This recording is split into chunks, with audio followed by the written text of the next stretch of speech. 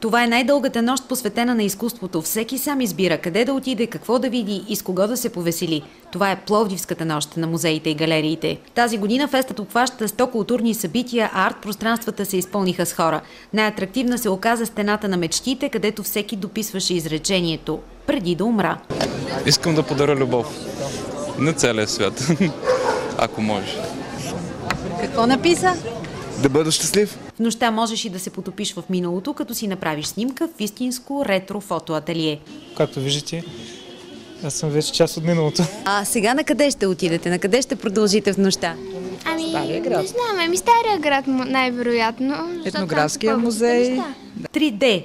Трима другари, пък и проект на приятелите художникът Колю Карамфилов, режисьорът Пламен Панев и актьорът Ивайло Христов. Последните решили да се пробват в изобразителното изкуство, при това с успех.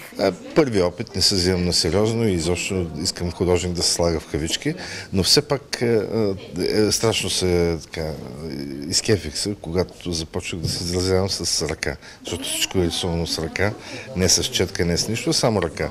Някои пък използваха нощта на музеите и галериите, за да проведат урок на открито, по изкуство. С другите видове изкуства сме се запознали в класната стая, а това на открито е нещо ново, интересно и аз мисля, че и на вас ви направи впечатление, за да се спрем тук.